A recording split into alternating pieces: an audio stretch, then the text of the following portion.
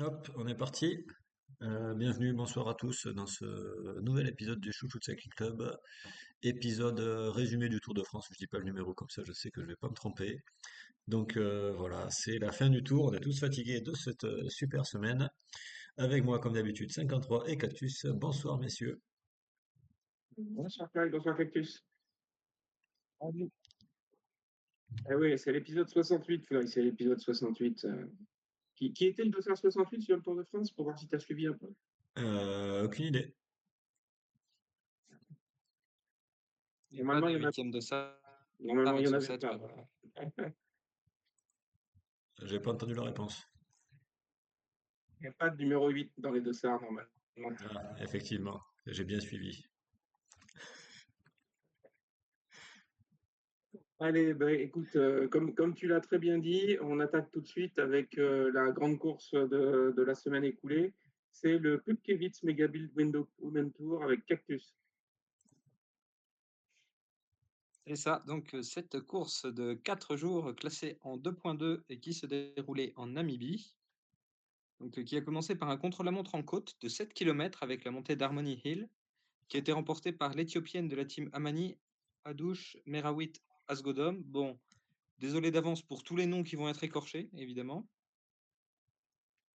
Devant sa coéquipière et compatriote Serkalem Mwatango. Et troisième place pour Lucie de Marigny-Lagesse, pardon, pour la sélection de l'île Maurice, parce que on en avait déjà parlé pour le résumé du tour la semaine dernière. Il n'y a pas que Kim Lecourt à l'île Maurice.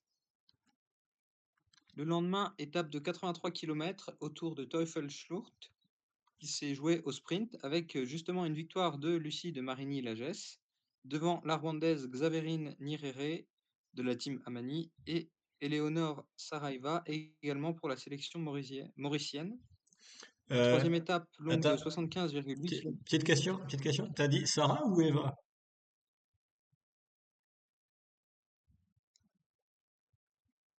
Est-ce que j'ai vraiment besoin de répondre?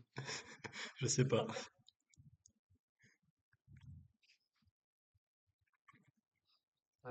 Par contre, ça me permet de signaler que sur First Cycling, elle est notée comme nationalité sportive française, donc je sais pas trop comment ça se passe.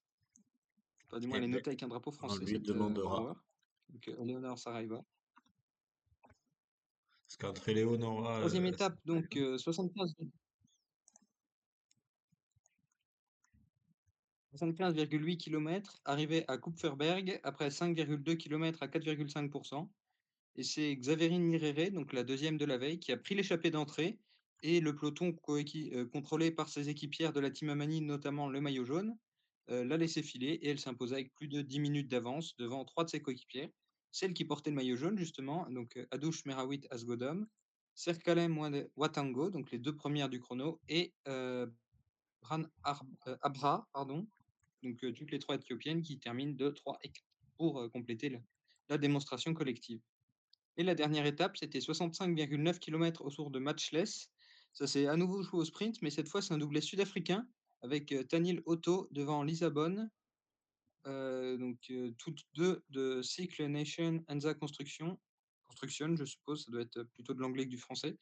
Et troisième place pour une Namibienne, donc une coureur locale, Delcia Janse van Vuren, pour Piertech Customized Cycling. Au classement général, victoire donc de Xaverine Nirere avec ses près de 10 minutes d'avance sur Adouche Merawit Asgodom et Serkalem Watango. Donc trois coureurs de la team Amani et une quatrième Amani qui termine cinquième, donc Braan Abra. Intercalé, on a la sud-africaine Kelsey Van Shore. Ok, bah donc on va essayer de retenir quelques noms. Je pense que Fly en a déjà retenu un.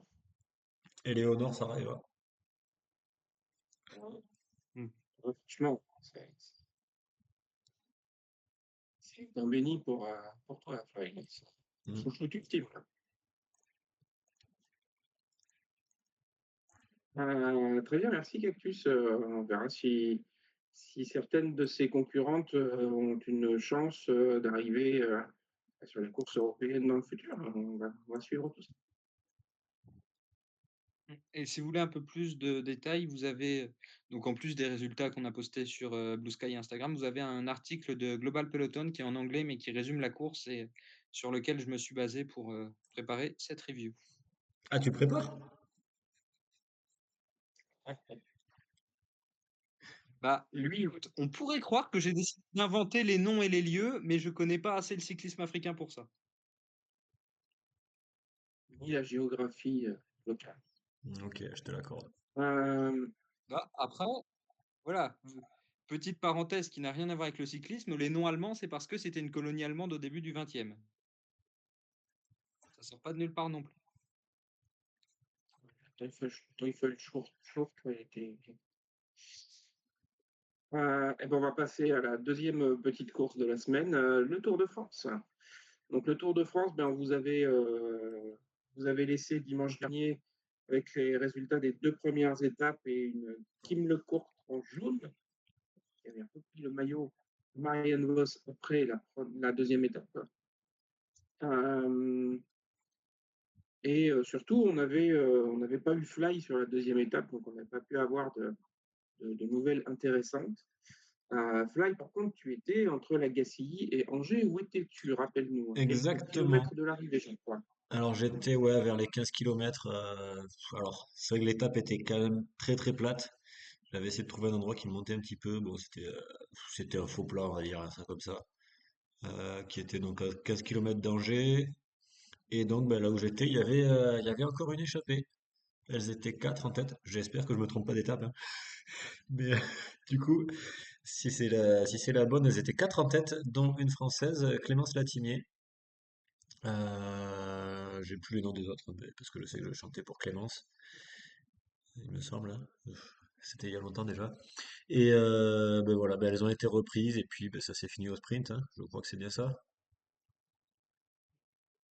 Ça s'est fini effectivement au sprint avec la première victoire sur ce Tour de France de Lorena Vibes, voilà, qui a réglé au sprint Marianne Vos. Dire que ces deux jeunes femmes avaient un petit temps d'avance dans le sprint par rapport au reste du peloton. Le reste du peloton, lui, même s'il est classé dans le même temps, il est quand même à quelques vélos derrière. Et c'est Ali Wollaston pour la FDJ Suez, qui se dégage de ce peloton derrière les deux favorites, devant Megan Yastrab et Liane Lippert.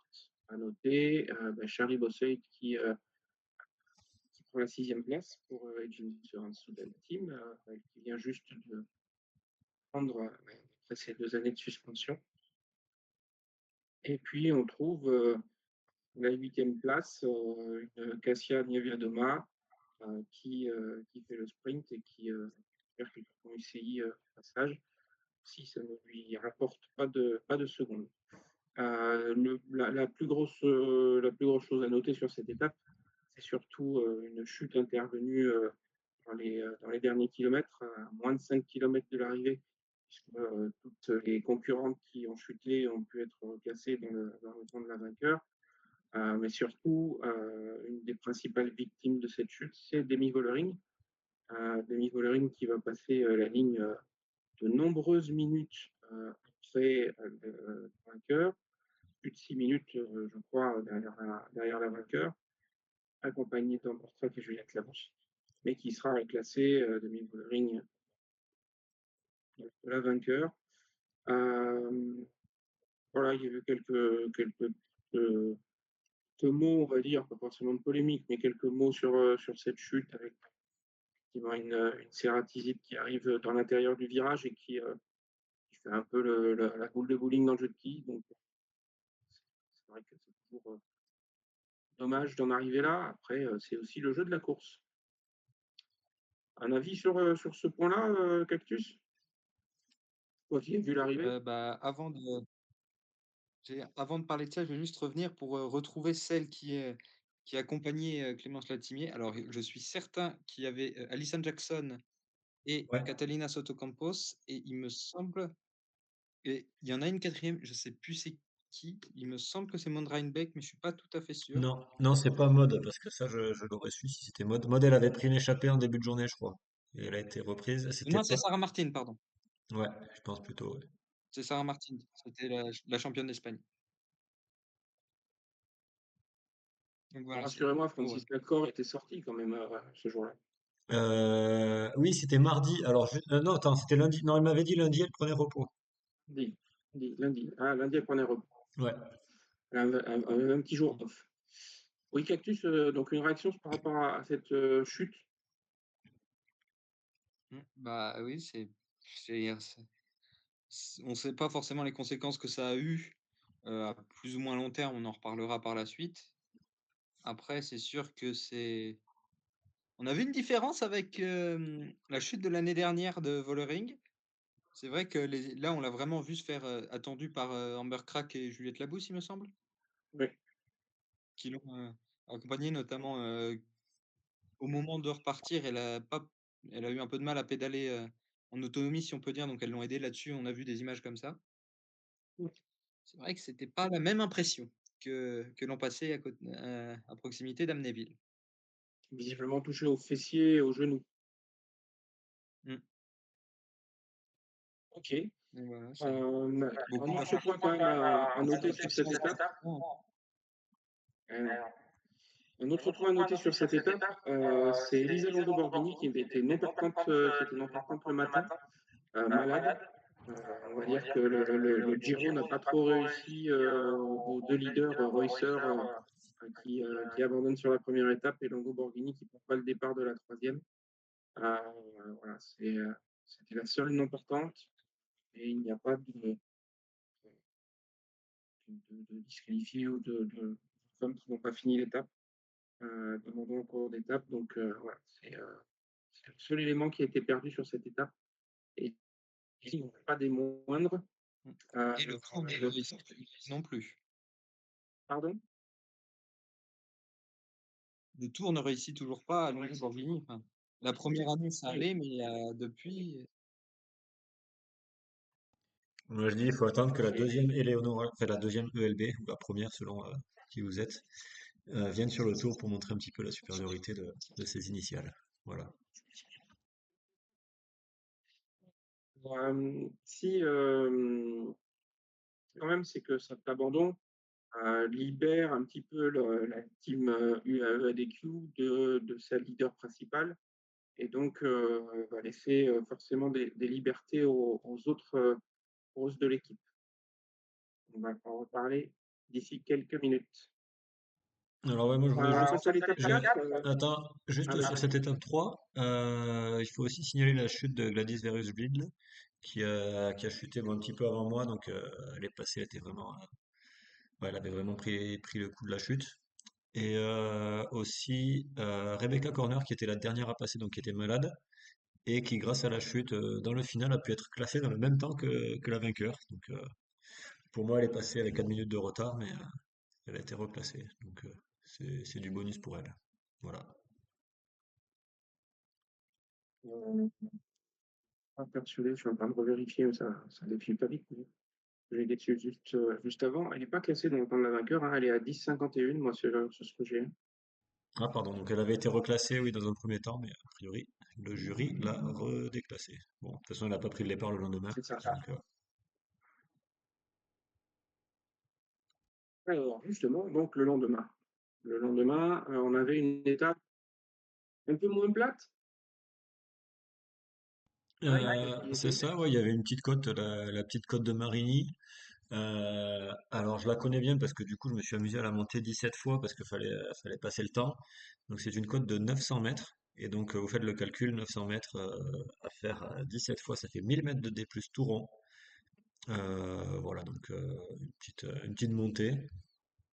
À noter un fait que personne n'a vu à la télé, c'est qu'il y a une voiture qui a eu une fuite d'huile dans toute la montée et qui a laissé de très grosses taches en plein milieu de la montée. Donc il y a dû avoir l'équipe d'urgence qui est venue mettre du sable et nettoyer un petit peu tout ça pour qu'il n'y ait aucune tache d'huile qui dérange le passage des coureuses. Voilà. Donc cette étape s'est déroulée entre Saumur et Poitiers. On a deux non partantes. Fly vous a déjà expliqué que Rebecca Körner n'avait pas pris le départ de cette étape. Elle a été rejointe par Eleonora Gasparini, elle aussi de l'UAE Team ADQ, comme Elisa Longo-Borghini la veille. C'était sur, pareil, problématique de maladie, Eleonora Gasparini, vous vous rappelez, monsieur? Bah, il me semble parce que, petit spoil, Brody Chapman n'a pas terminé le tour non plus et elle parlait d'un virus qu'il avait rattrapé. Donc a priori, il y avait un virus qui traînait chez Et eux. absolument.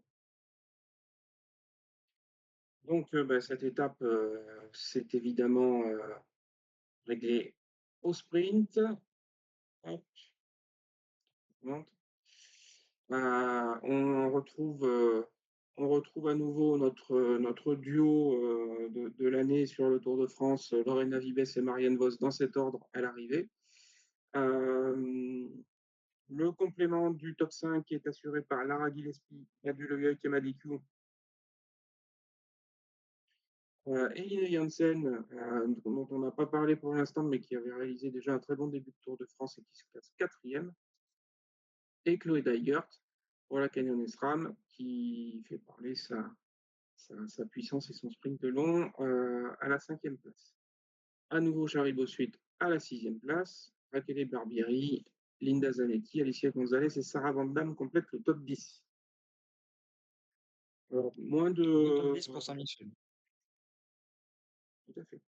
Moins de choses à signaler que la veille au niveau des chutes. Même s'il y a eu quelques remous dans le final. Partie du peloton est classée à quelques secondes de la vainqueur. Des choses à rajouter sur cette étape, Cactus?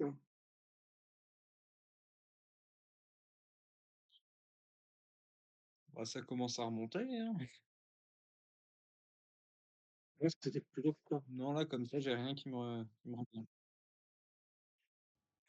Moi, de mon côté, juste pour signaler que Francis Cacor m'avait dit qu'elle ne ferait pas l'échappée le mardi, mais elle a décidé de faire l'échappée le mardi. Donc voilà, j'ai pu lui faire la petite remontrance le soir.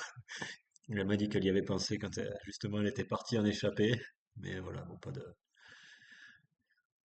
Enfin voilà, rien de particulier, je crois. J'ai plus d'autres souvenirs de l'étape.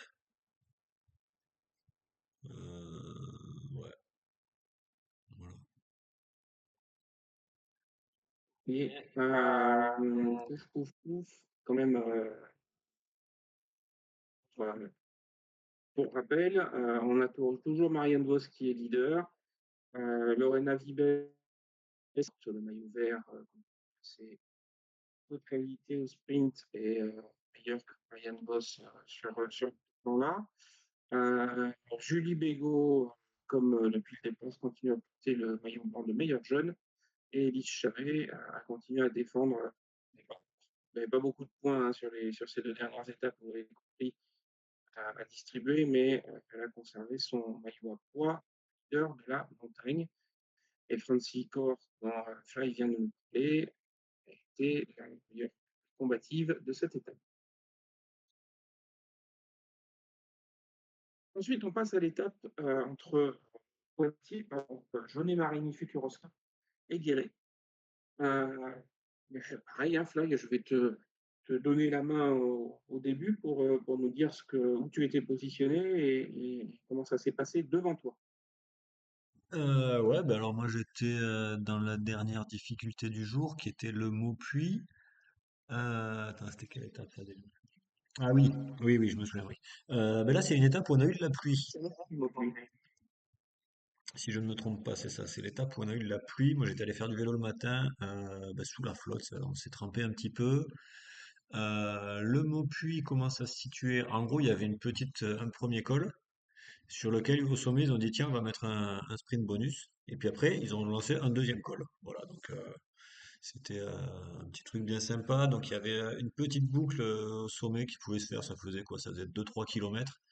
Donc je l'ai fait quelques fois. Alors j'ai pas fait trop souvent. La veille j'avais fait 17 fois, donc là je l'ai fait 3 ou 4, je sais plus. Mais bon, comme il pleuvait, c'était pas agréable. Non,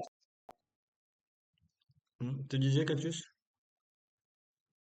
Le mot pluie, c'est plus long que la côte de la veille aussi. Exactement, oui. Surtout qu'il fallait faire la boucle avec la descente de l'autre côté. Bon, après, j'avais posé ma chaise le matin pour réserver mon emplacement. C'était sur un gros caillou. On avait une belle vue. Bon, par contre, j'avais pas prévu que la pluie allait remplir ma chaise d'eau. Donc, du coup, c'était pas très agréable pour s'asseoir. Mais bon, j'ai pu quand même m'installer tranquillement. Et puis après, non, ça a pété un petit peu de partout sur la course, hein. Il y en avait vraiment de partout. Ouais. Et moi, dans le premier groupe, j'ai essayé de repérer Puki. Il n'y avait pas Puki. Après, j'ai essayé d'en repérer d'autres. Bon, voilà, ça passait un petit peu par petits groupes ou groupes un peu plus gros. Euh, voilà, voilà. Je vous laisse raconter un petit peu ce qui s'est vraiment passé sur la course, parce que j'ai pas trop vu. À la fois le sprint bonus et la montée du Maupuy ont fait effectivement exploser le peloton et ont permis au principal leader de se dégager. Euh, et on a retrouvé à l'arrivée un petit groupe, euh, petit groupe de 7, réglé au sprint par Kim Lecourt devant Demi Vollering qui lui revient dessus vraiment au dernier moment et qui loupe la victoire de quelques mètres. Anna van der Breggen prend la troisième place. Cassia Niewiadoma est quatrième, Pauline Ferrand-Prévot cinquième, Sarah Gigante sixième et Paulina Royacker septième. Donc voilà, c'est les favorites principales de ce Tour de France. À noter que se retrouve piégée dans un petit groupe à une trentaine de secondes Marianne Vos, mais également Juliette Labou, Céline Carbol et Puk Peters. Euh, ce groupe arrivera exactement 30 autres. Vous êtes 7 coureuses également à 33 secondes derrière Kim Lecourt. Et on retrouve ensuite une Barbara Malcotti un peu en chasse-patate entre le groupe de derrière et ce groupe-là. Et ensuite, un petit paquet encore de 7 coureuses avec Mavi Garcia qui a quelques longueurs d'avance sur Margot Van Basten-Beke, Eline Janssen, Ninke Vinke et Julie Bégaud dans la roue. Sachant que Julie Bégaud conserve une vingtaine de secondes d'avance sur Ninke Vinke au classement de meilleur jeune à l'issue de cette étape. On avait eu droit à une échappée dans cette étape, Cactus. Est-ce que tu te souviens exactement de comment ça s'était déroulé? Je crois qu'il y avait notamment Brody Chapman qui était dans cette échappée. Ça. Mais ça commence à être la période où donc je vais pas tout suivre. Aïe, aïe, aïe. Ouais, malheureusement. Donc on avait une échappée un petit peu plus les autres jours de mémoire. Il me semble Et c'est Brody Chapman qui qu'il y avait peut-être Maud ils ont Riebeck et Francisca Cord dans l'échappée, je crois. oui, probablement encore Francisca Cor, effectivement. Euh, de mémoire, il y avait une Française aussi, je dirais une bêtise. Mais oui, il y Il n'y avait avait un pas gros Célia groupe. Lemoine. C'est possible. Celle qui a tenu un peu longtemps.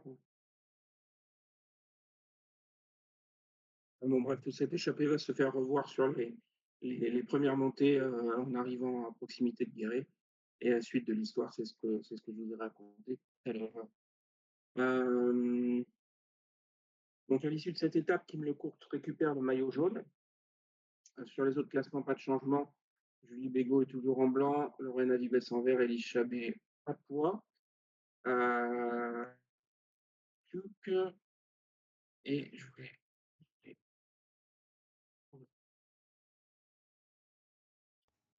Moi, ce que... Information que cette équipe avait fait pas mal de dégâts sur les coureuses, avec déjà Agnieszka Staniak-Solkia de la Canyon SRAM qui n'avait pas pris le départ.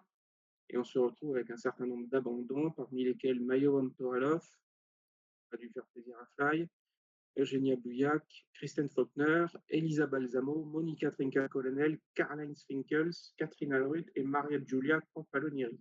Donc, Il y a eu pas mal de chiffres en début d'étape, de ce que j'ai compris. Et oui, alors côté après, je donne le détail pour chacune. Et côté Arkea, a priori, là aussi, il y avait une maladie qui traînait parce que Valentina Cavalar, qui abandonne le lendemain ou 2 jours plus tard, a dit ensuite qu'elle était arrivée malade.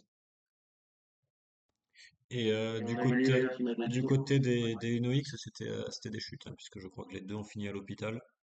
Et voilà, c'était un petit peu l'hécatombe du côté de la UNOX, hein, puisque elles vont être plus beaucoup à la fin de ce Tour de France.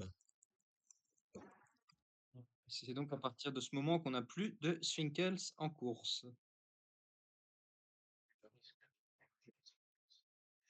Euh,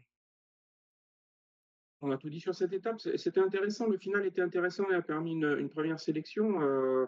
C'était pas mal finalement d'avoir ce sprint bonus, puis le grimpeur encore derrière, avec quand même un petit peu de pourcentage. Et c'était un petit peu, elle était quand même un petit peu dure cette Coupe du Monde. Bien. Ouais, alors je sais pas si le sprint bonus a vraiment fait beaucoup, mais c'est vrai que quand on voit la montée du Mopu, ça montait quand même bien fort. Donc je pense que même s'il n'y avait pas eu le sprint bonus, ça aurait quand même fait des dégâts. Des quelques plus. Ferrand-Prévot, un peu limite dans la descente aussi. Oui. Et oui, un peu limite. Sarah Gigante aussi. Voilà, il y avait des interrogations, on va dire, qui ont pu être soulevées par cette étape et qui ont pu trouver leur réponse dans les jours suivants. Je pense qu'il y avait aussi de la prudence parce que, comme disait Fly, il avait plu, donc la route était quand même bien humide.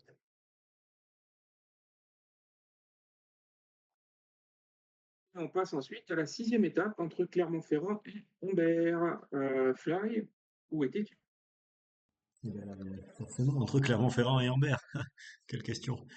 Euh, On va arrêter.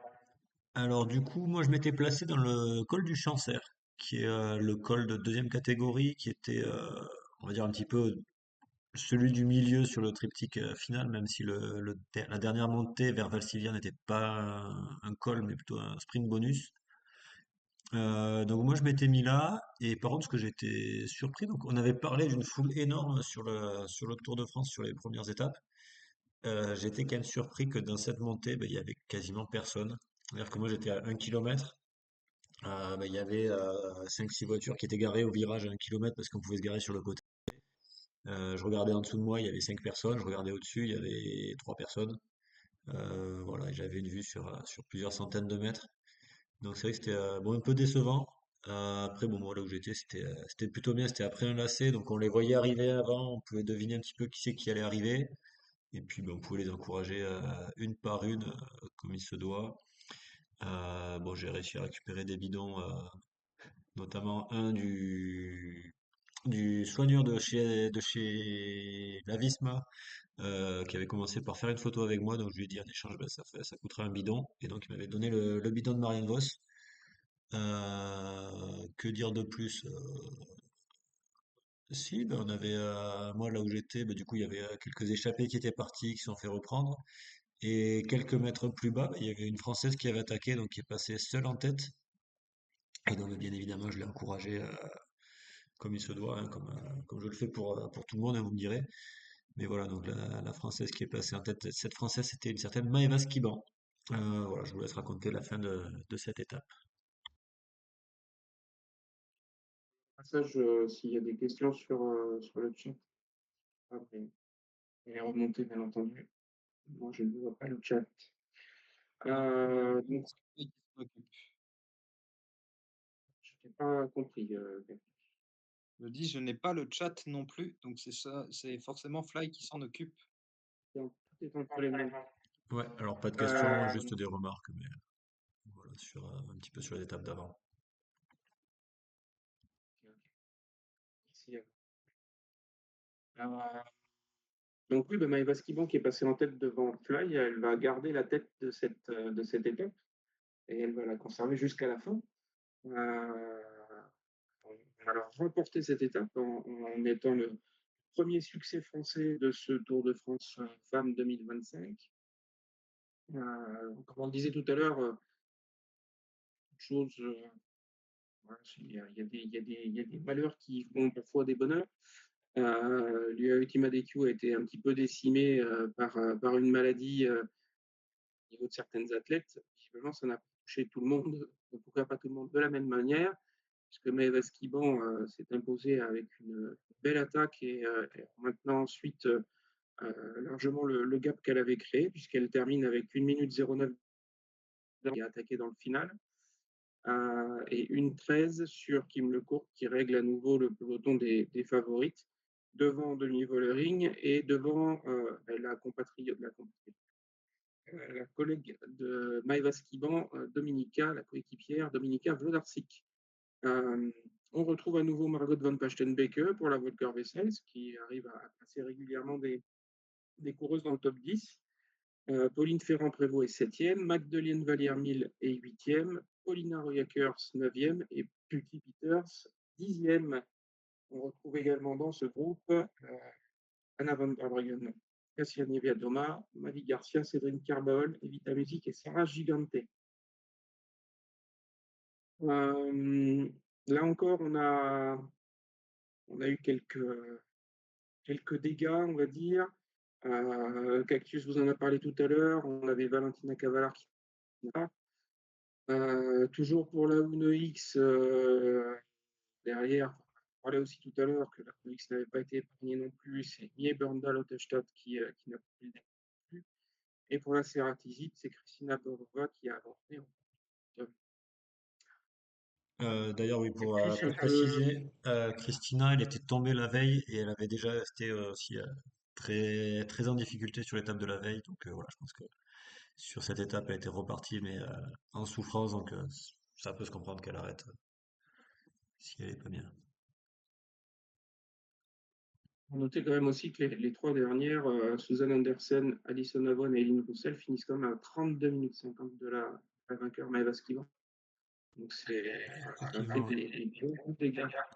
Ça fait vraiment très loin, ouais, effectivement. Cactus, quelque chose à rajouter de ton côté peut-être? Pas particulièrement. Voilà, comme je disais tout à l'heure, là on rentre dans les étapes que j'ai pas forcément pu suivre autant que j'aurais voulu. Mais, mais voilà, c'est peut-être un peu surpris je vais pas dire de la facilité, mais de l'apathie du peloton derrière Maëva Skiban. Mais tant mieux pour elle. Alors, Juliette Labousse a indiqué en interview qu'elle aurait peut-être pu suivre Maëva Skiban sur son attaque, mais qu'elle était dans un rôle plus orienté maillot jaune et de protection de Demi Vollering, puisqu'elle était à ce moment-là apparemment seule, même si au final il y a aussi Evita Music qui est dans le groupe à l'arrivée, mais elle est a priori la seule FDJ à pouvoir aider et protéger sa leader. Donc elle n'y est pas allée sur l'attaque de Maëva Skiban. Après, ce qu'elle a dit, c'est une attitude qu'elle aurait pu la suivre non plus, mais sur le coup, elle a volontairement non réagi.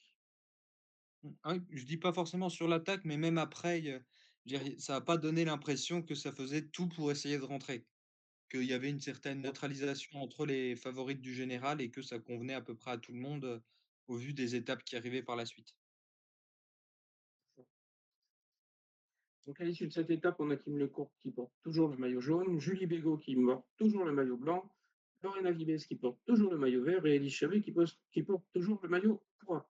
Elise Chavet qui avait dû prendre l'échappée du jour, hein, là aussi si ma mémoire est bonne, et qui a pu gratter quelques points sur le début d'étape.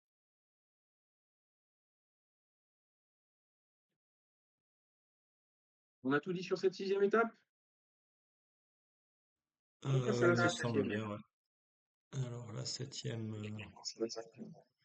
Celle la qui était en septième, parcours donc enrichi. exactement, qui présentait trois petites montées, la côte de Saint-Franc, la côte de Berlan et le col du Granier. Alors moi, je suis arrivé un petit peu sur le circuit et je suis arrivé quand je suis arrivé sur le circuit là où il a commencé à avoir des flèches, c'était au sommet de la côte de Berlan, donc juste après le panneau avec les poids et ben, j'avais l'impression que ça continuait de monter. Voilà, très clairement. Que en gros ils avaient mis un petit GPM au milieu de la montée puisque après c'était que de la montée. Alors monter peut-être un petit peu de faux plat sur le fin vers Saint-Pierre d'Entremont qui nous donne à tous des envies de fromage.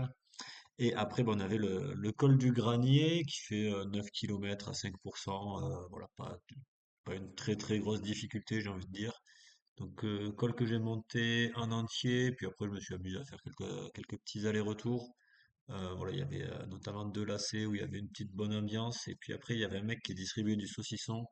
Donc ben voilà, moi j'ai fait plusieurs allers-retours pour évidemment lui bouffer la moitié de son saucisson, qui était très bon d'ailleurs, hein, je tiens à préciser.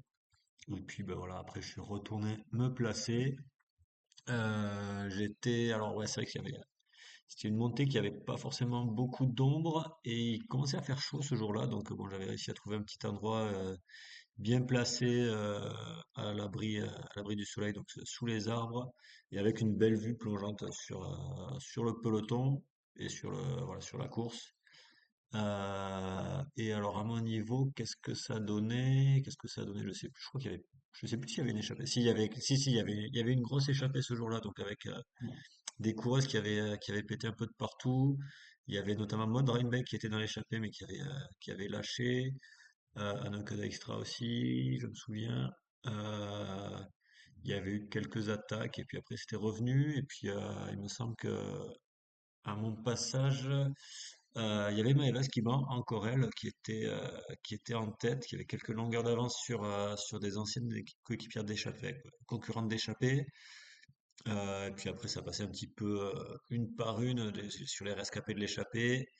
On a eu un peloton qui était vraiment bien fourni. Malheureusement, bon, moi je cherchais plus qui, elle était en milieu de peloton. Bon, malheureusement, voilà, c'était pas la place idéale, mais voilà, le peloton était encore bien chargé. Et puis après, on avait quelques groupes avec des coureuses lâchées. Alors, sur le tracker, ils avaient annoncé Ella Wiley qui était loin.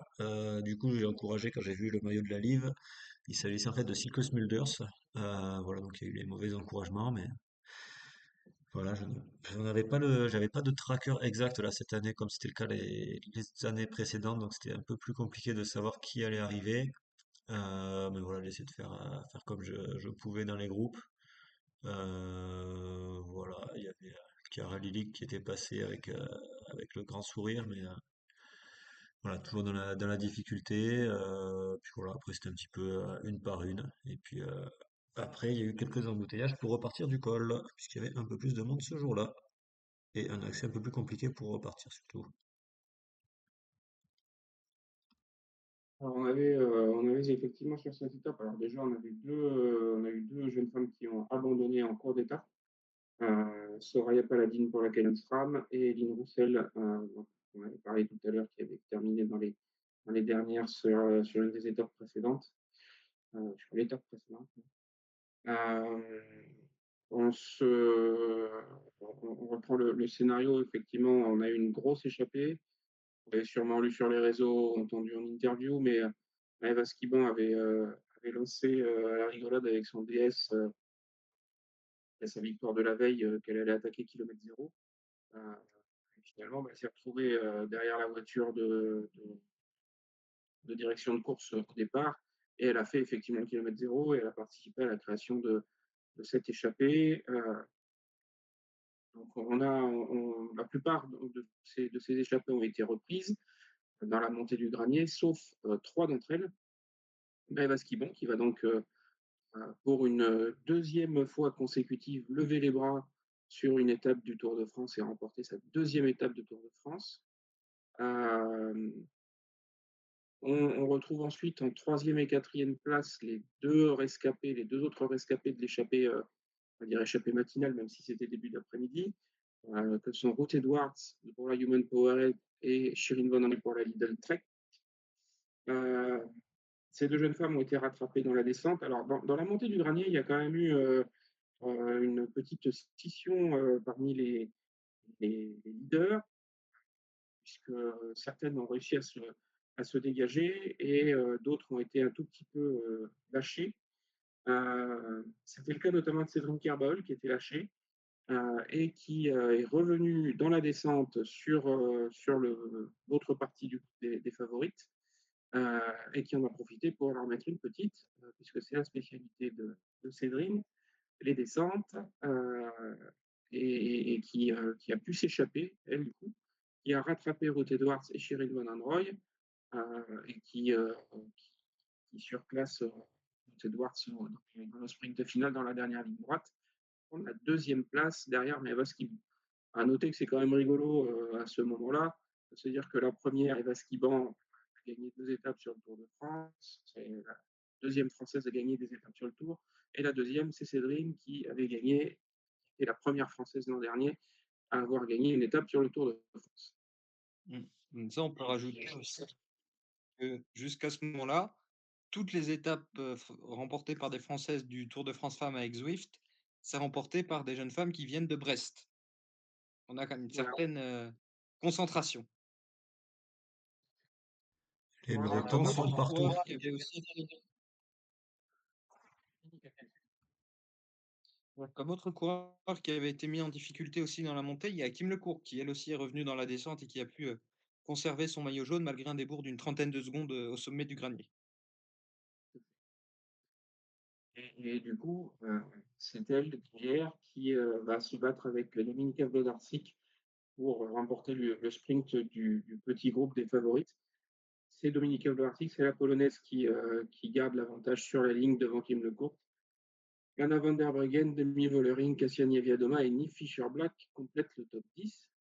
On retrouve, on n'en a pas trop parlé jusqu'à présent, donc dans la cité, Lotte Kopecky à la 11e place. Pauline Ferrand-Prévot, Juliette Labousse fermant la marche de ce groupe. Mareille Meyering légèrement lâchée de ce groupe. Et Sarah Giconté perd dans la descente. Tu as dit Le Petit qui était dans l'échappée. C'était dans Malheureusement pour elle, c'était pas un regain de forme. On a vu qu'elle n'était pas au même niveau qu'il y a 2 ans. Mais oui, elle avait pris l'échappée avec Maëva Skiban et tant d'autres. Et Fly qui cherchait Petit, elle finit 21e en 2 minutes 21. Ouais, non, mais Donc, c'est on va dire que c'est la pas la peine de rajouter. pas de... Désolé. Elle est tombée dans la descente, non? Enfin, il me semble qu'elle a Oui, je crois qu'elle est tombée. a eu une chute, enfin voilà, que c'était pas purement sportif, quoi. En tout cas, dans la montée, elle tirait la langue, que tu m'as entendu. Euh, voilà. Elle tire souvent la langue quand elle t'entend, moi, je trouve. Ouais, On en reparlera. effectivement. L'autre point à noter quand même sur cette étape, c'est que les deux jeunes femmes qui se battent pour le maillot blanc de meilleure jeune, en l'occurrence Julie Bégaud et Nienke Vinke, se sont également tiré la bourre dans le grenier. Et c'est Nienke Vinke qui en sort vainqueur de ce duel avec une grosse quarantaine de secondes d'avance sur Julie Bégaud. Arrivée, Julie n'avait qu'une vingtaine de secondes, donc c'est du coup Nienke Vinke qui se retrouve à son tour avec une vingtaine de secondes d'avance sur Bégaud et qui lui prend le maillot blanc alors que Bégaud arrivait à la maison à Chambéry. Mmh. Julie Bégaud qui a priori a fini le tour assez malade et il semblerait enfin, que ce soit le Covid parce qu'elle a été testée positive aujourd'hui, je crois. Enfin, qu'elle a en tout cas communiqué là-dessus que, a priori, il y a encore du Covid. Donc, elle n'était pas forcément non plus en pleine possession de ses moyens. Tout à fait, on va en reparler pour le lendemain et le surlendemain. Lorena Vibes garde le maillot vert, Elise Chabet garde le maillot à pois et c'est à nouveau Maëva Skiban qui est élue combative comme la veille.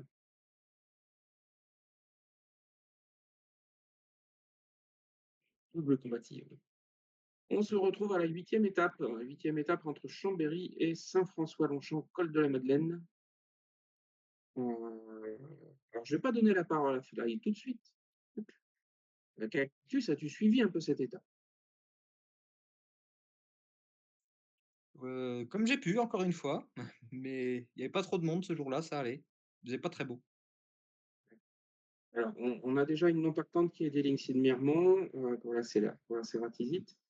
Est-ce que tu as pu voir le début de la course?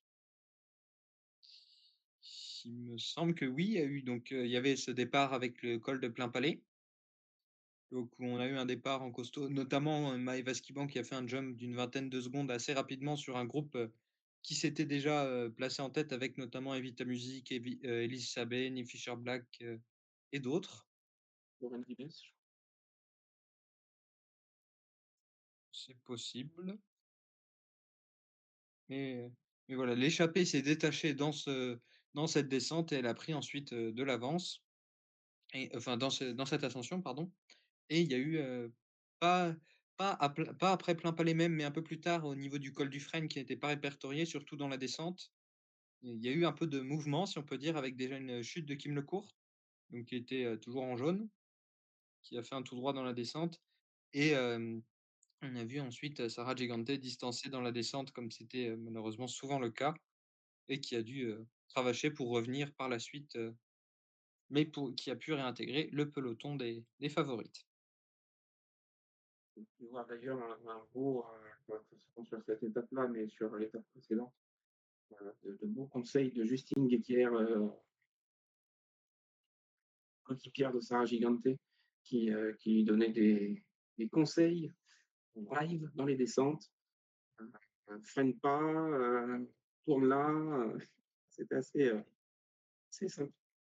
Bon, C'est ça et on peut supposer que voir, sa coéquipière faire un tout droit dès le début de la descente, ça a pas dû la mettre en confiance, la pauvre Sarah. c'est sûr, c'est sûr. Moi, juste, donc j'ai fait cette étape dans la caravane. Je confirme ce que disait Fly tout à l'heure. Il y a vraiment des endroits où il y avait du monde, mais il y avait aussi de bons endroits. Il y avait effectivement, hein, je suis d'accord, c'est pas forcément les endroits les plus intéressants. Et je parle pas que des descentes, mais il y avait quand même tout un passage, dire relativement plat, en tout cas partie vallée, euh, où ouais, c'était très très mort au niveau spectateur. Parce que Encore tout une le fois, monde était en train de faire l'étape du Tour, c'est pour ça. Ouais, ouais, sûrement. après c'est ça, déjà effectivement il y avait Ouais, l'étape du Tour qui était organisée au même endroit, donc qui compliquait un petit peu les accès d'un côté, et aussi qui allait un petit peu ramener un peu tout le monde vers le col de la Madeleine. Et c'est vrai que ouais, enfin, sur une étape comme ça, je pense que tout le monde s'est dit, ben ouais, on va aller dans la Madeleine. Euh, Ce que j'ai fait justement d'ailleurs, et puis plein d'autres. ouais, mais la Madeleine, c'est pareil, hein. Moi, j'ai pas trouvé ça très impressionnant. Il y a du monde à partir de Saint-François-Longchamp parce qu'il y a effectivement tous ceux qui ont fait la cyclo la veille, pardon, le matin. Mais il n'y a pas tant de monde que ça sur toute la première partie, hein, par exemple. C'est Parce que les gens, ils ont pas fait attention, ils sont c'est allés ça, dans la je trouve. mauvaise partie de la Madeleine, ils ont pris la route normale. Ouais, non, Ouais, il peut y avoir d'accord. ça. Après aussi, par rapport à la première partie de la Madeleine, ils avaient coupé la route très tôt le matin, puisque justement il y avait la cyclo, donc ils bloquaient à partir de 8h30, je crois. Donc personne ne pouvait y monter en voiture. En vélo, c'était plus compliqué parce que justement il y avait aussi la cyclo, donc je sais même pas s'ils laissaient passer les gens qui arrivaient en vélo sans le dossard. Et bah, après, c'était compliqué de s'y garer, donc je pense que voilà, il y a très peu de personnes qui se sont mis là la veille. Donc ouais, tu mets un petit peu tout ça et c'est vrai que ça fait 10 kilomètres avec pas grand monde. Malheureusement après ouais, forcément c'était plus simple d'aller sur la fin, voire oui pour certains de dormir à Saint-François-Longchamp, même s'il faisait très froid la nuit et qu'il pleuvait.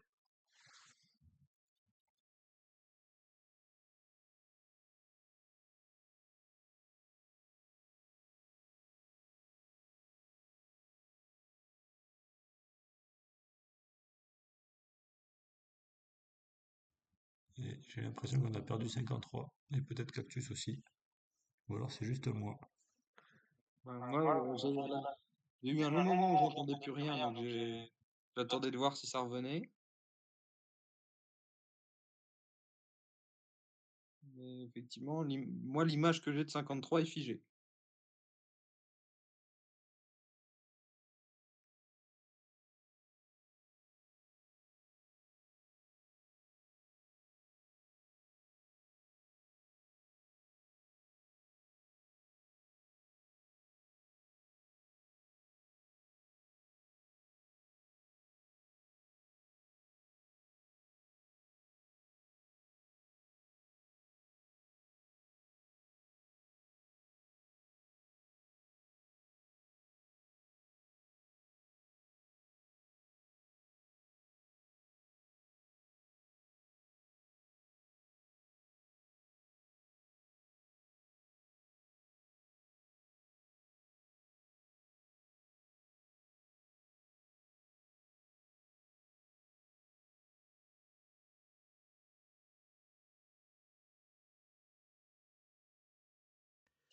Oui, je crois que j'avais mon son coupé aussi en plus, donc personne ne m'entendait.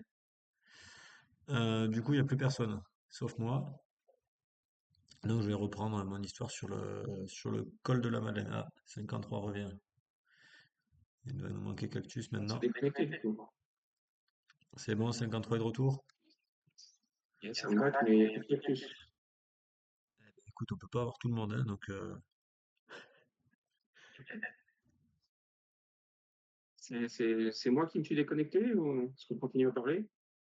je sais pas trop, ça a bugué de mon côté, je t'ai perdu, et puis après j'ai perdu Cactus, et puis là vous êtes tous les deux revenus, donc c'est parfait, tout le monde est là. Bon, attends, je me suis déconnecté, reconnecté.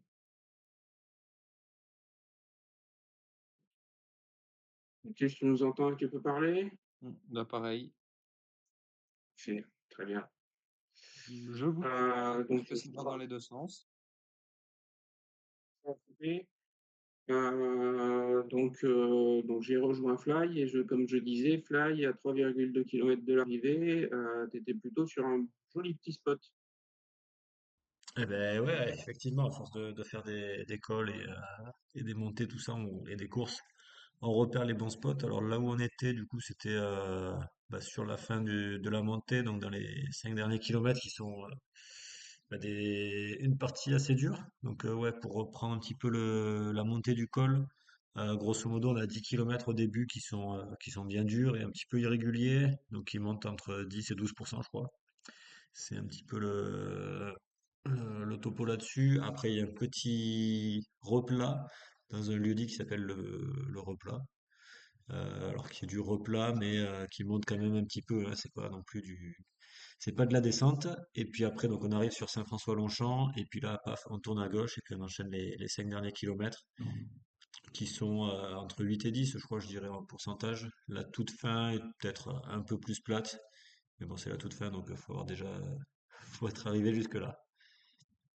Et donc, grosso modo, là où je m'étais mis, c'était 3 km du sommet.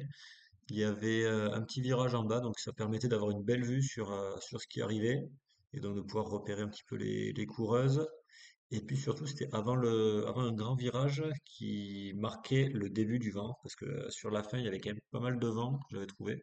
Donc je me suis dit, bah tiens, autant s'arrêter là où il y a moins de vent, parce qu'avec la pluie et le froid, ça fera ça de moins.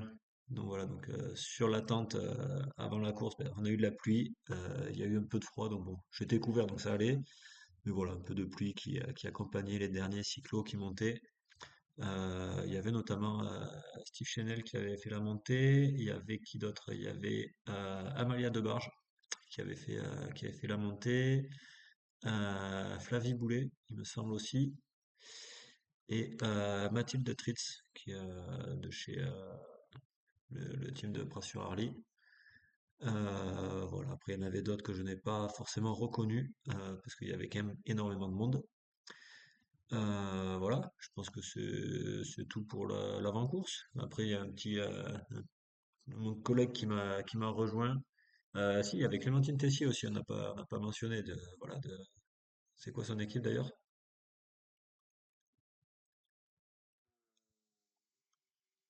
Poser des questions comme ça sans que je réfléchisse. Je vais te le retrouver. Benoît, non? Oui, Tim, merci, c'est ça. Effectivement, c'était le team à Benoît, mais il me semble qu'elle avait un autre maillot d'ailleurs ce jour-là. Mais bon, on va pas non plus râler là-dessus. Non? Ouais, c'est ça. Donc voilà, mais qui a eu la flemme un petit peu de remonter après l'étape, là, soi-disant les pattes, ça l'empêchait de remonter les 2 kilomètres. Bon, ouais, tant pis. Elle n'a pas pu nous rejoindre pendant la course, mais voilà, elle a profité elle aussi. Voilà, je pense que sur l'avant-course, c'est tout ce qu'il y a à dire. L'échappée dont on parlait tout à l'heure avec Cactus est présenté au pied de la Madeleine et a très vite explosé.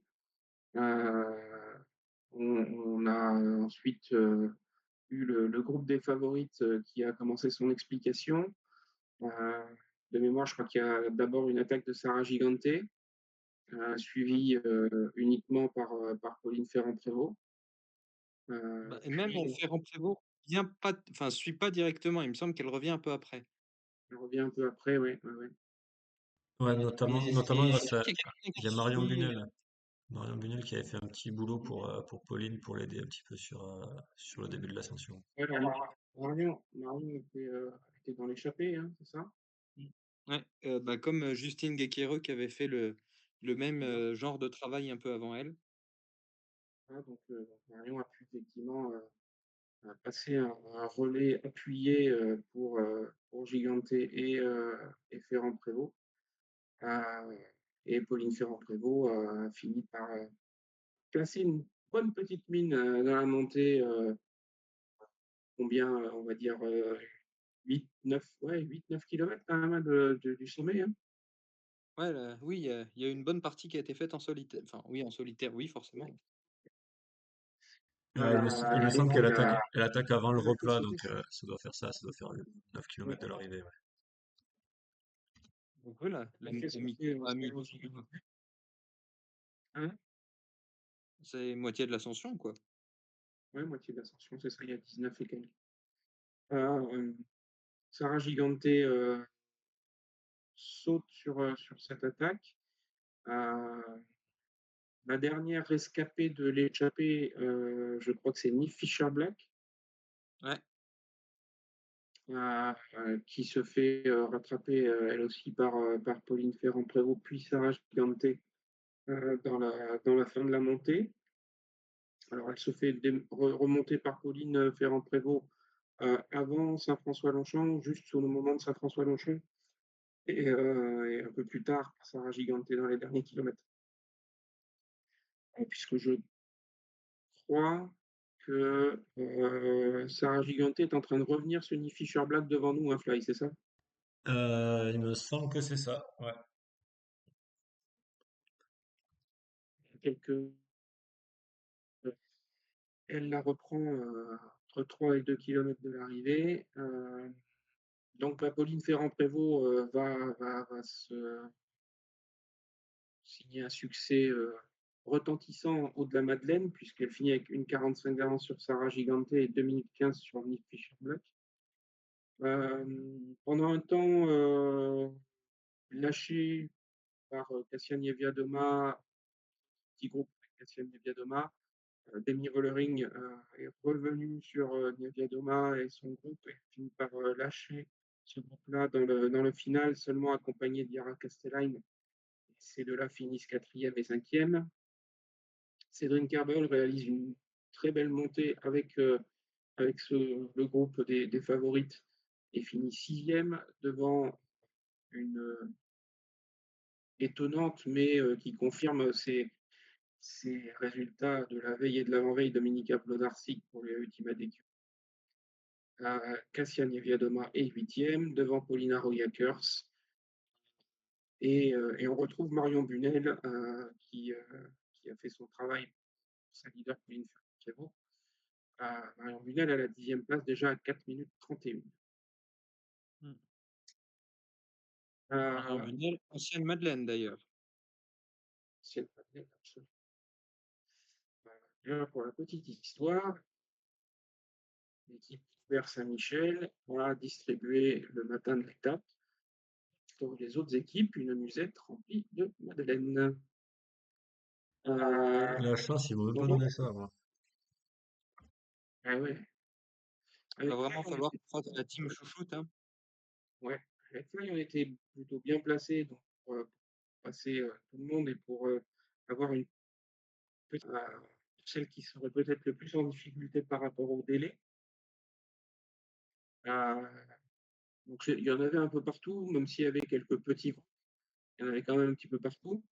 On a eu assez peur pour Chloé Dygert, qui est passée devant nous avec déjà, combien tu avais dit, Fly, 42 minutes de retard sur Ouais, Pauline. 42, ouais, peut-être plus vers 45, je crois. Et qui passe avec 45 minutes 18 de retard sur Pauline Ferrand-Prévot, quelques secondes délai. Et nous avons attendu, après Chloé Dygert, pendant presque 15-20 minutes, la voiture balai et donc potentiellement encore une coureuse devant la voiture balai. Et ce qui était effectivement le cas, c'était Suzanne Andersen de la Uno X qui est monté en haut au col de la Madeleine, mais qui malheureusement s'est donc trouvé largement hors délai et a donc été éliminé de la course. Alors évidemment, ben, vous l'avez compris, hein, Pauline Ferrand-Prévot, troisième française à gagner une étape sur le Tour de France après Cédric Carol et Maëva Esquivant, mais surtout Première non bretonne. première non bretonne, et surtout qui va récupérer le maillot jaune de leader. Sur les autres classements, pas de changement. Nimke Vinke conserve le maillot blanc. On vous a expliqué tout à l'heure que Julie Bégaud était effectivement malade.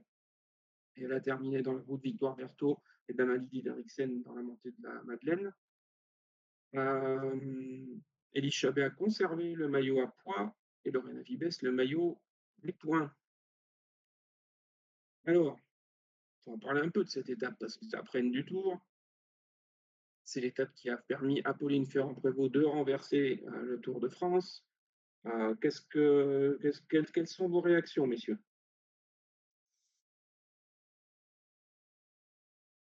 Et on lance Cactus. Bah, c'est quand même bien de pouvoir te dire que tu as envie de gagner le tour, du coup tu gagnes le tour. Je pense que les autres, elles aimeraient bien être à sa place, je pense. Elle est impressionnante quand même. Mm. Ouais, elle a juste pas écouté mes conseils quand elle est passée, hein, parce que moi je lui disais d'attendre Eva, parce que c'était censé être la leader de chez Visma, mais a priori les consignes d'équipe n'étaient pas les mêmes que ce que je donnais.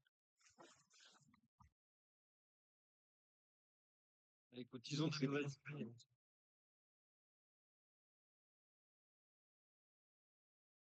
C'est tout ce que ça nous inspire. Bah, j'allais dire, je vais reprendre un peu ce que j'ai dit hier quand j'ai été sur le groupe Eto pour parler justement du Tour Femmes. C'est que comme moi, je j'ai pas suivi, on va dire, Ferrand-Prévot avant, bah, j'allais dire presque avant son retour sur route, quoi que ce soit sa première partie sur route ou ensuite en VTT, etc. J'avais beaucoup moins suivi. Donc, bah, ça me fait pas grand-chose concrètement.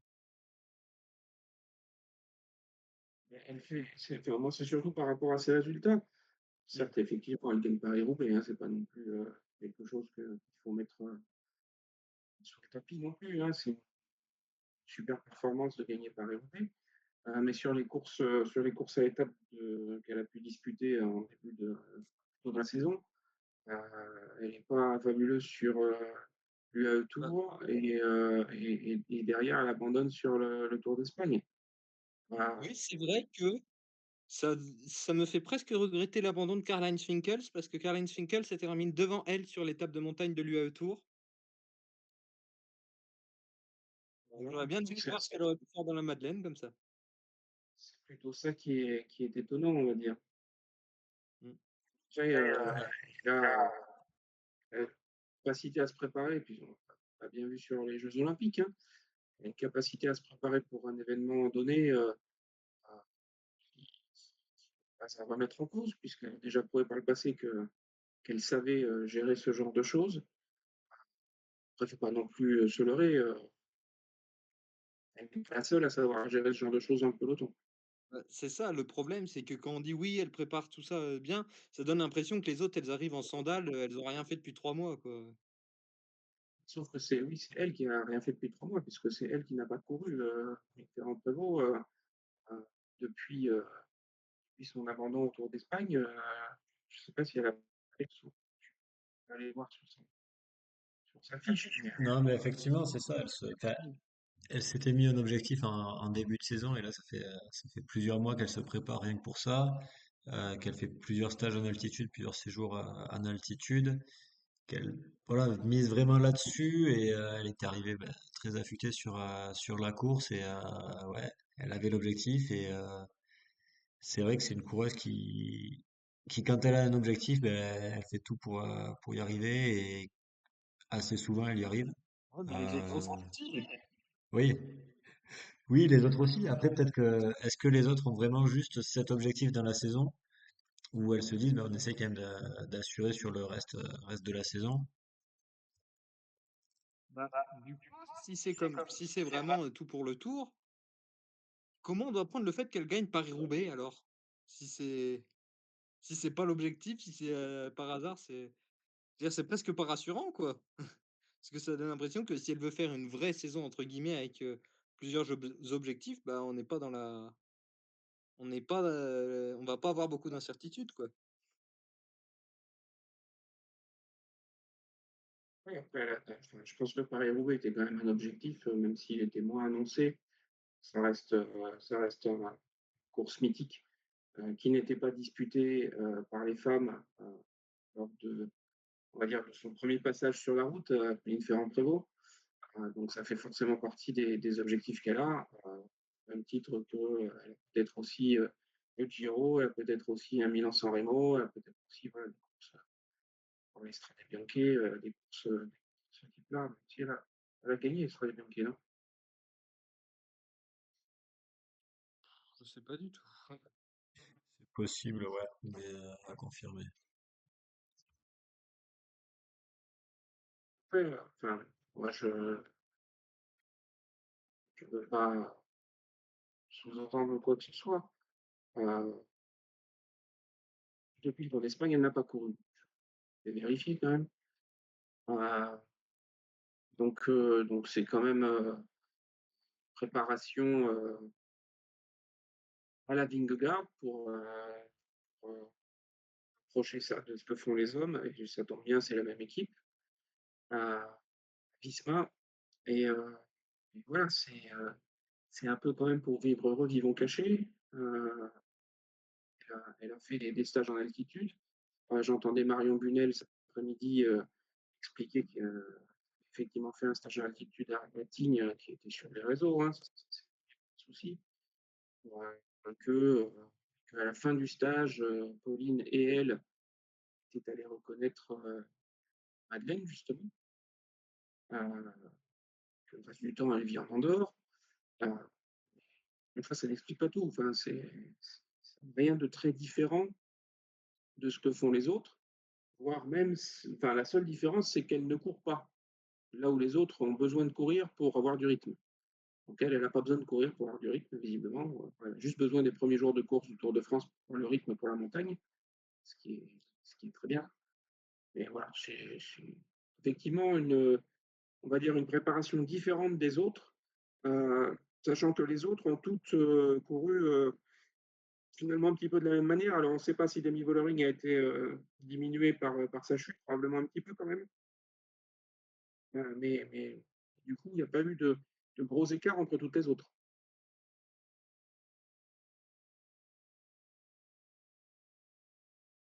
Clara Voilà. Gigante. Oui. Et Sarah Giganté qui était effectivement sur une dynamique sortie de Giro non malade, elle, pour un longueur linéaire et sur une capacité à grimper qui là pour le coup est constante depuis quelques temps. Mais justement, elle a couru avant et elle a toujours autant de mal dans les descentes, ce qui annihile quelque peu ses capacités en montée.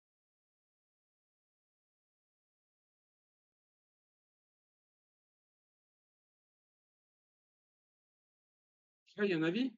Tu étais toujours là? Ouais, je suis toujours là, sinon ça a coupé, de toute façon. Et vous parlez dans le vide. Non, mais je pense que tu as tout dit. J'ai pas forcément grand-chose à ajouter là-dessus. Après, bon, c'est peut-être pas forcément la coureuse que je suis le plus sur les réseaux et sur tout ce qu'elle fait. Donc, ouais, j'ai peut-être moins de connaissances sur son programme et ses entraînements et tout. Mais non, voilà, je pense que tout a été dit. Enfin, du coup, là, c'est vous que j'ai perdu maintenant. Moi, j'écoute. Ah. Religieusement. J'étais juste en train de vérifier si elle avait gagné les Strade ou pas. Sur les Strade. Il me semble qu'elle fait un podium. Cette année, elle fait podium, oui, il me semble. Bien amenée par justement parce qu'elle avait Eva et Margot en équipière, donc ça aide. Il y a plus longtemps. l'Estradé existe quand même depuis plus longtemps que le Tour ou Paris-Roubaix pour les femmes. Oui, mais je parlais cette année parce que c'est la seule année où j'y étais, donc je peux pas savoir pour les autres. Ok. Qu'est-ce qu'on n'a pas dit sur la si, il y a des choses qu'on n'a pas dit. Si, on en a parlé. Donc, Vinke qui consolide son maillot blanc, on en a parlé. Pas de changement pour Elie Chabet, pas de changement pour Laurent Alibès. Ben voilà, il nous reste une étape. Si, bah, Il nous puis reste une étape. quand même dire, on a parlé rapidement de d'Emi Vollering qui a quand même, réussi à remonter pour finir, 3e des favorites, donc après, Ferrand-Prévot et Gigante, alors qu'il avait été, assez vite, lâché sur les premières attaques. Donc elle a quand même pu se ressaisir, plus que correctement. Ouais, alors, pas de capacité à réagir sur les premières attaques, mais elle a gardé son rythme quand même sur toute la première partie de la montée. Elle a besoin d'une douzaine de kilomètres de montée pour s'échauffer, mais dans les 7 derniers, ça allait mieux.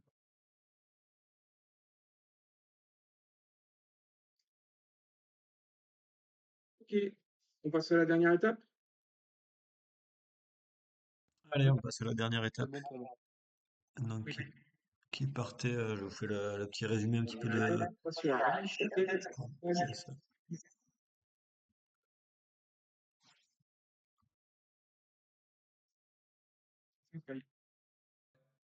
Ouais, donc du coup, bah, c'était une étape, la dernière étape du tour, et qui avait été programmée un petit peu à une heure assez tardive comparé aux autres jours.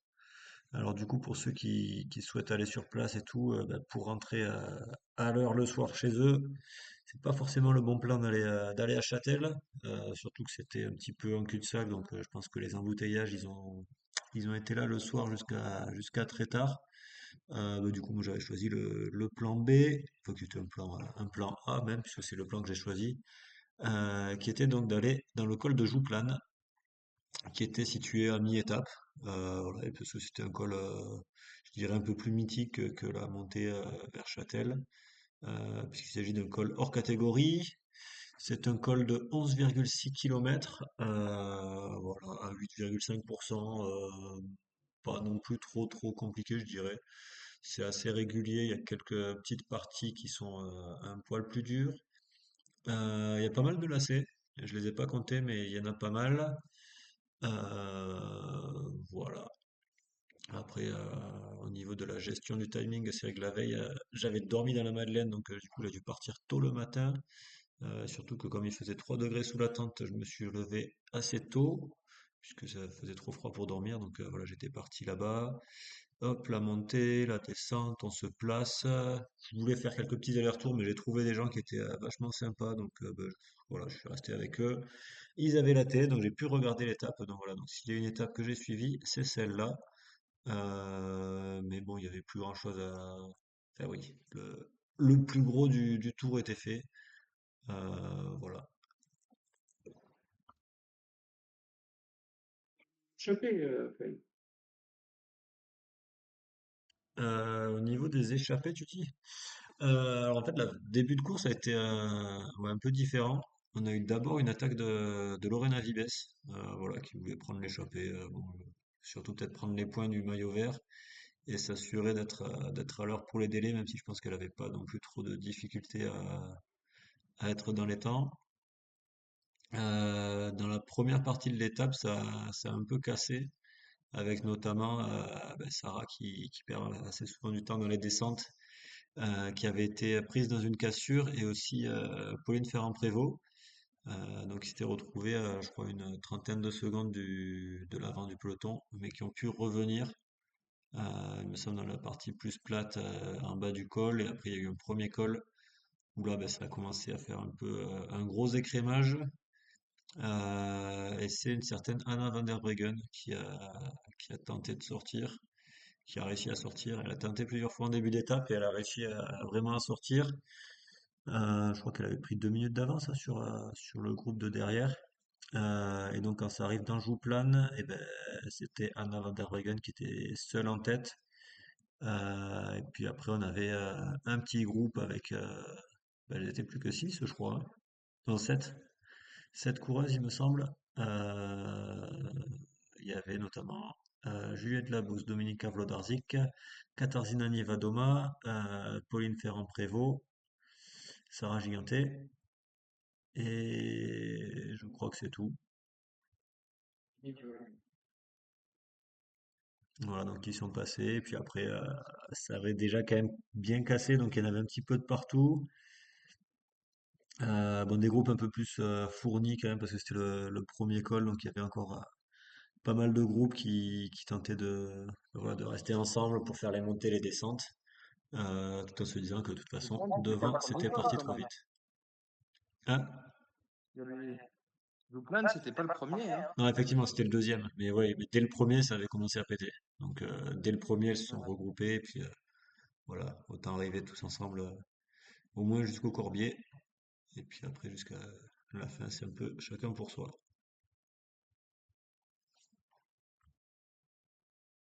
Noter qu'il y a eu une chute pour Cédrine Kerbaol et Katarzyna Niewiadoma, notamment au pied de Jouplan, et que si la Polonaise a pu revenir rapidement sur le groupe des favoris, ça n'a pas été le cas malheureusement pour la Française.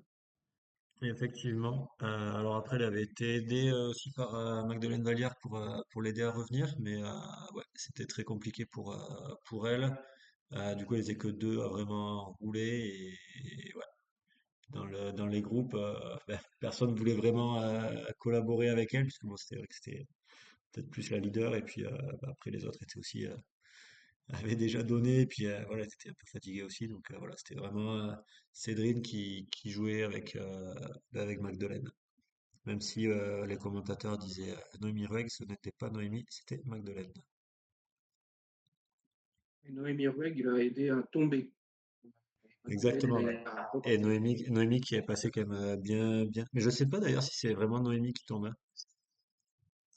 Si, je crois que c'est Noémie qui Si. tombe en premier, juste devant Céline qui tombe derrière elle, et elle tombe quasiment en cœur. Ok. Parce Et ensuite, que parce que c'est c'est vrai que Magdeleine. là où j'étais, Noémie avait quand même pas mal de retard, donc Ouais.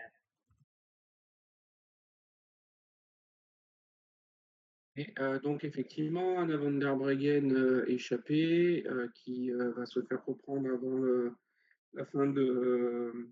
non, pas avant la fin de Jouplan. Elle n'est pas encore reprise à la fin de Jouplan. Elle passe en tête à Jouplan. Elle va se faire reprendre dans le petit col qui suit, euh, qui était le col du Corbier, Corbier. c'est ça? Col du Corbier. Donc, elle se fait reprendre et lâcher d'ailleurs par le groupe des favorites dans ce col du Corbier.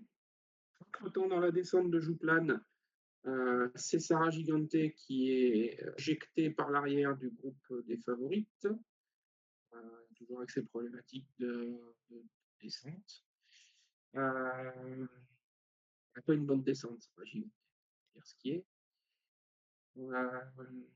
Et on se retrouve avec en tête, Ferrand Prévot, Demi Vollering, Kasia Niewiadoma, Nifi Black, Dominika Wlodarczyk et Juliette Labous qui fait un petit peu l'élastique pour aider Demi Vollering et qui se fait lâcher dès qu'il y a un petit peu d'accélération en dehors du train qu'elle mène. Ouais, Euh, alors à noter aussi, c'est vrai que Juliette était aussi pas mal souvent avec Dominika Wlodarczyk, hein. C'est vrai que c'était les deux qui avaient le plus de mal, mais qui arrivaient à revenir à chaque fois, j'ai envie de dire. un peu lâché régulièrement. Euh, et dans la dernière partie de la dernière montée en direction de l'arrivée, alors on était sur une montée plus soft en pourcentage par rapport à Jouplan par exemple ou Corbier, mais ça montait quand même régulièrement vers Châtel.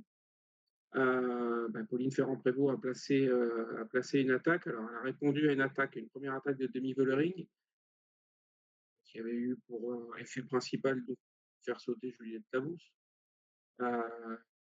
et de mettre un peu Dominique Wlodarczyk dans la difficulté. Donc, Pauline Ferrand-Prévot a contré quelques hectomètres plus loin Demi-Vollering et personne n'a réussi à la suivre. Elle finit donc par l'attaque à quoi? Kilomètre de l'arrivée, quelque chose comme ça? Je sais pas, moi Oui, non. j'étais pas en capacité de voir la course à ce moment-là. Ah oui, oui, oui. Euh, pas assez passionné pour faire le replay, je te jure. Bah, c'est que j'avais un peu autre chose à faire après moi. Surtout qu'en plus j'étais en train de rentrer et il faut pas regarder le téléphone en conduisant. Absolument. Ne regardez pas votre Tout à téléphone en fait. conduisant. Euh, et donc oui, à environ 4 km de l'arrivée, elle a placé son démarrage.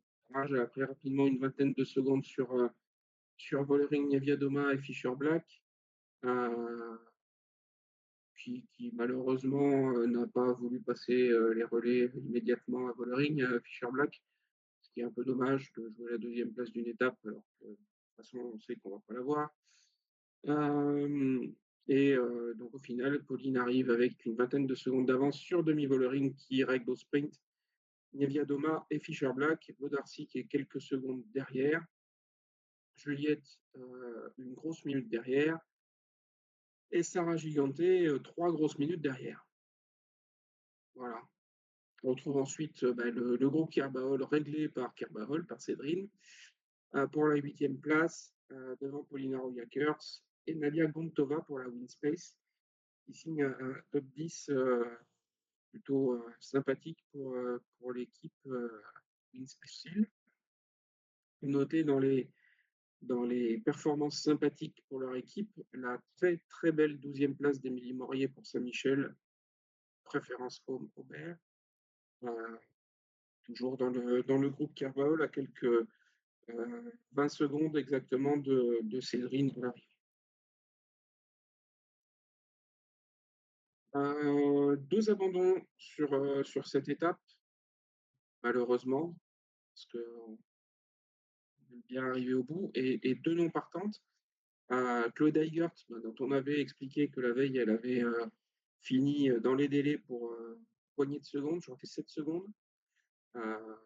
Trop compliqué pour elle de repartir. Elle souffrait visiblement à l'arrivée de sa jambe gauche, la jambe qui avait été blessée lors du championnat contre la montre. C'était en 2020 ou 21 20. 20. Et Brody Chapman, dont Fly vous a dévoilé tout à l'heure qu'elle était également malade, victime du virus de la team IDQ. Et deux jeunes femmes n'ont malheureusement pas pu terminer la course, cette dernière étape, en l'occurrence Gladys Ferrels et Alba Teruel pour la Laboral. Voilà, donc Juste à elle noter était par rapport à Alba Teruel, c'était le premier abandon de leur équipe quand même. Donc la Boral, alors on les voyait pas trop aux avant-postes, mais c'est vrai qu'il y avait quand même tout le monde encore dans l'équipe au départ de la dernière étape. Ils ont failli ramener tout le monde à l'arrivée, mais on ne les a pas trop vus tout au long de ce Tour de France par rapport notamment à l'année dernière où elle s'était montrée beaucoup plus.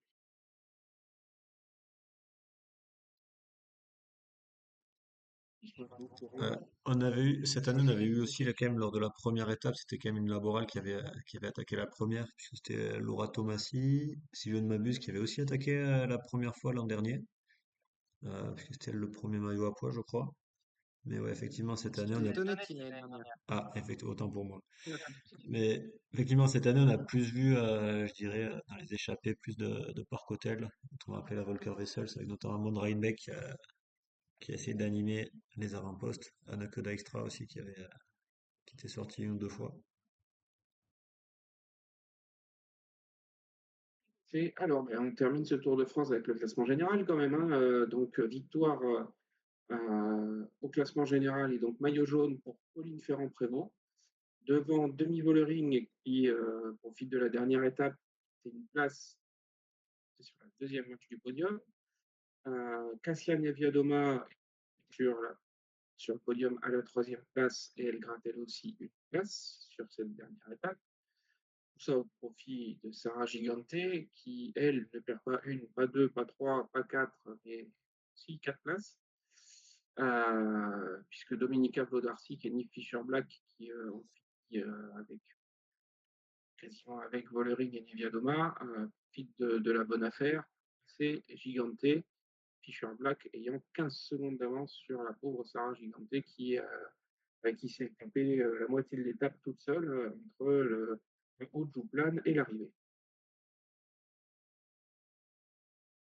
On retrouve à la 7e place du général Labous qui, elle, profite notamment de la chute de Cédric Carbaol et du fait qu'elle termine plus de 9 minutes.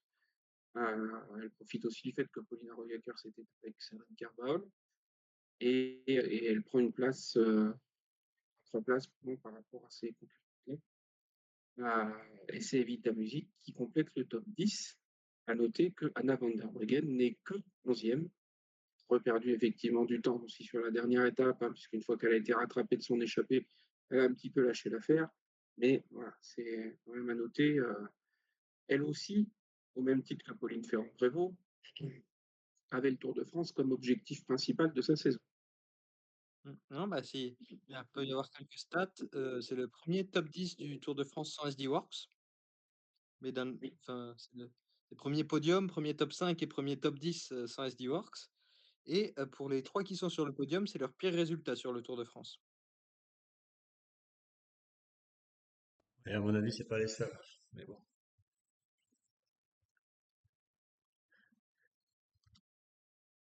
Ouais, mais c'est rigolo, je trouve.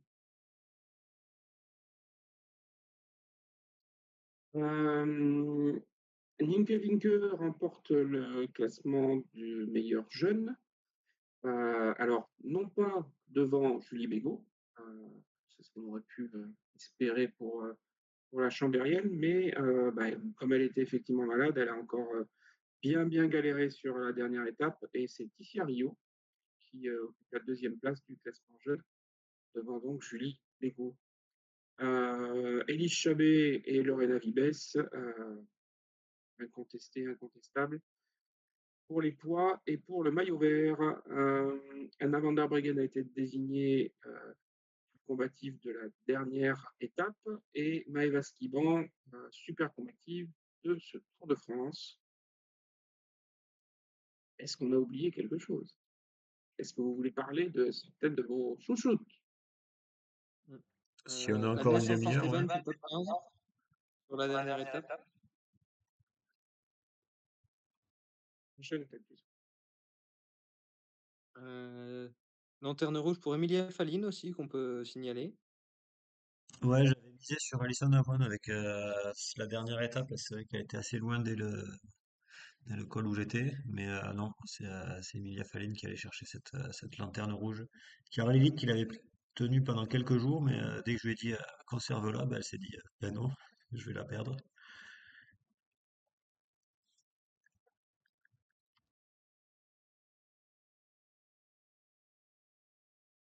On va signaler. Bah après, c'est vrai que pour revenir un petit peu sur les performances un petit peu ouais, surprenantes et dans le sens positif, c'est vrai que Dominika Wlodarczyk, je la voyais pas du tout finir à cette position. Et j'en ai parlé à plusieurs personnes dans le call d'un Jouplan le dernier jour. Je leur disais que j'étais très surpris par Dominika Wlodarczyk et je sentais à leur réponse qu'ils n'avaient jamais entendu parler d'elle. Donc voilà, c'était bon, pas non plus surprenant que personne n'en ait entendu parler, mais voilà, c'est vrai que très belle Deux performance choses à dire sur de elle. Dominika. Elle a quand même Deux choses à pris dire sur elle. D'une part que finalement UAE s'en sort pas si mal, même pour le général sur Longo Borghini. Parce que je ne suis pas convaincu que Longo Borghini aurait pu aller battre ou Neviadoma ou Vollering ou encore moins Ferrand-Prévot. Et sinon, il y aurait que comme Fariba Hachimi l'avait battu sur le Tour de l'Ardèche, et ben c'est dommage qu'on n'ait pas eu Fariba Hachimi sur le Tour de France. Ouais, effectivement. moi, je remets de. J'ai noté mes flops sur X, si vous voulez les voir. Euh, Pour renvoi aussi un excellent article de Pierre Carré sur Pauline Ferrand-Prévot qui est sorti ce soir, qui est intéressant et éclairant sur Pauline Ferrand. Le découvrir. Tu dis ça parce que tu mets Pauline Ferrand-Prévot dans tes flops? Non, non, du tout, du tout. Il n'y a aucun rapport entre les flops et l'article de Pierre. Ouais, du coup, alors attends, moi j'avais encore quelques tops à signaler. Il y avait Émilie Maurier, c'est vrai que on a dit qu'elle avait fait un super résultat sur la dernière étape, bon, je dirais sur les deux dernières étapes. Et surtout, faut rappeler qu'il y a un mois, elle courait chez les amateurs. Voilà, c'est quand même assez exceptionnel de finir aussi bien sur le Tour de France en étant amateur un mois plus tôt. Donc voilà, très bonne pioche pour Saint-Michel. Voilà, je sais pas si vous avez quelque chose à ajouter sur elle. Bon, elle est du Sud-Drôme, donc c'est forcément quelqu'un de performant. Et après, dernier top que je voulais préciser et à qui j'aurais plutôt donné le prix de super combative, c'est pour Francisca Cor. Parce que bon, on l'a vu sur les premières étapes, elle était plutôt dans les échappées, donc voilà, elle a tenté assez souvent. Et après, sur les deux dernières étapes, elle a fait un boulot énorme pour Nienke Vinke, pour l'aider à garder le maillot blanc. C'est vrai que moi, sur les deux étapes où elles étaient, il y avait vraiment un Franci qui faisait tout le boulot pour Nienke, donc voilà, qui l'a accompagné vraiment jusqu'au bout. Et voilà, je lui aurais plutôt donné le prix de super combatif plutôt qu'à Maeva elle a déjà gagné ouais, des fois la combative d'une étape, mais aussi elle a gagné deux étapes. Donc je pense qu'elle a quand même déjà, elle avait vraiment réussi son tour et a été récompensée pour ça. Alors que Francie, peut-être un peu moins, puisqu'elle avait juste des prix de combatif d'étape. Donc voilà, juste je lui aurais donné à elle plutôt. Parler déjà sur les deux premières étapes. Euh, Moi, j'ai pas compris, sauf à la dernière, en fait, il y avait un vote du public sur le prix de la combative.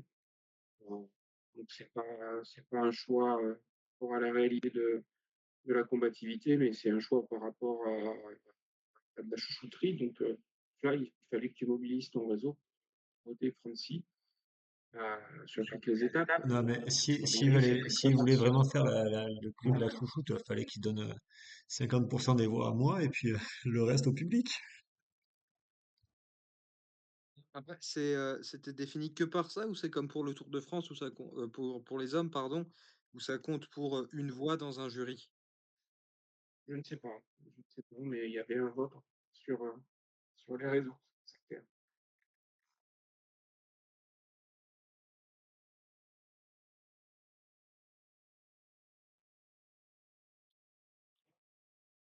Encore là?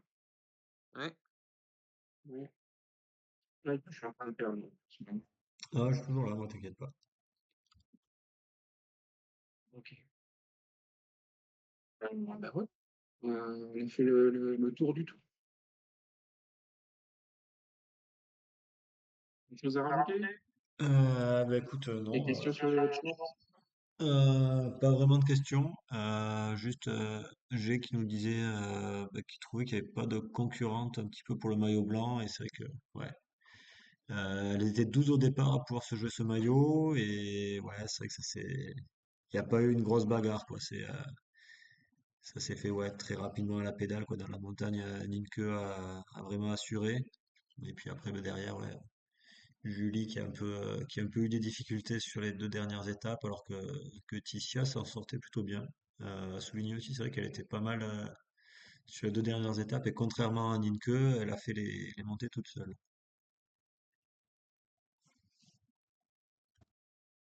Et donc, encore une fois, bien aidé par Fancy Core.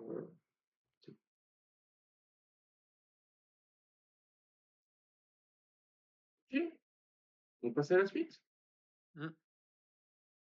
Et la suite, c'est les championnats de France de l'avenir. Championnats de France de l'avenir qui vont se dérouler semaine, j'allais dire ce week-end, mais ça commence dès mercredi, à la Tour du Pin, donc, en Isère, pas très loin de chez moi. Euh, J'aurai peut-être l'occasion d'y passer, on verra. Le programme est assez chargé parce que il y a du 15, du 17, du 19 et du 23. Donc ça commence ce mercredi à 13h avec les contre-la-montre individuels individuelles. On commencera avec les U17 femmes à 13h. Ensuite, il y aura les hommes. Ensuite, il y aura les U19 femmes à partir de 13h38.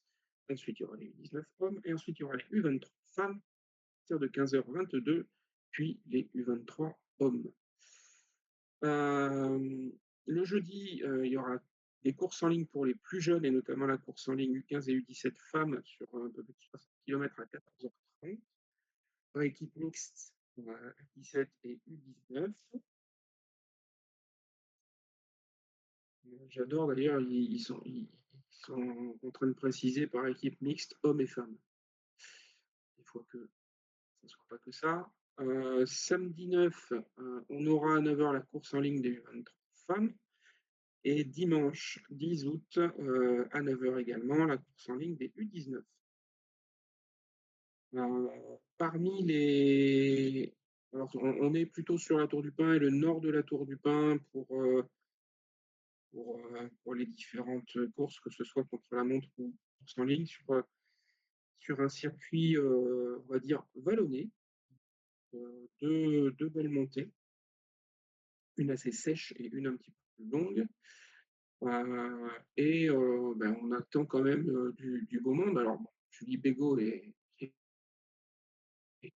dans les partantes, donc c'est peu probable que ce soit le cas. Mais on devrait retrouver, nom dont on vous a déjà parlé, je suis en train de sur ma liste. Ouf.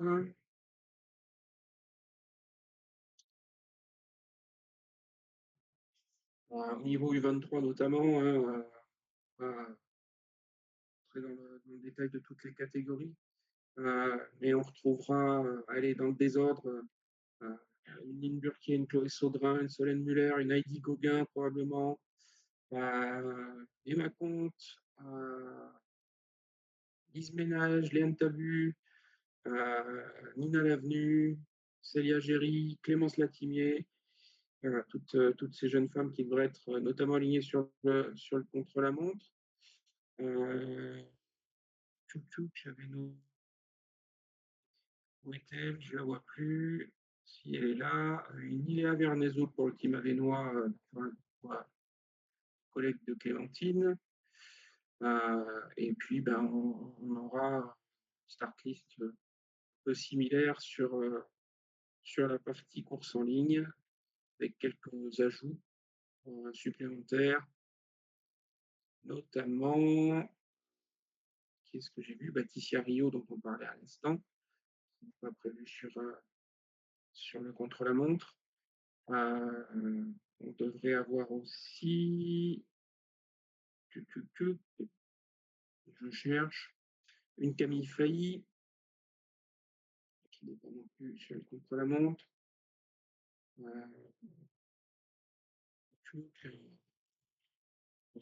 Aussi, il y a Malia Debarge qui est prévue également.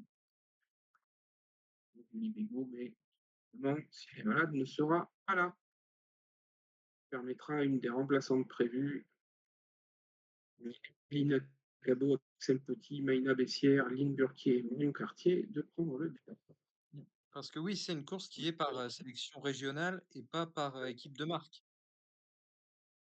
Oui, absolument. Cette partie-là, alors autant le contre-la-montre, elles sont notées sous leur équipe de marque, autant sur la course en ligne, elles sont effectivement par sélection régionale. Merci de faire repréciser. Bon, toutes, hein, d'ailleurs. Quand même aussi des équipes sur la course en ligne. Une Solène Muller, par exemple, va être avec Megamo Watch Team. Et voilà, il y a le VCO, il y a aussi le team avenois. Enfin,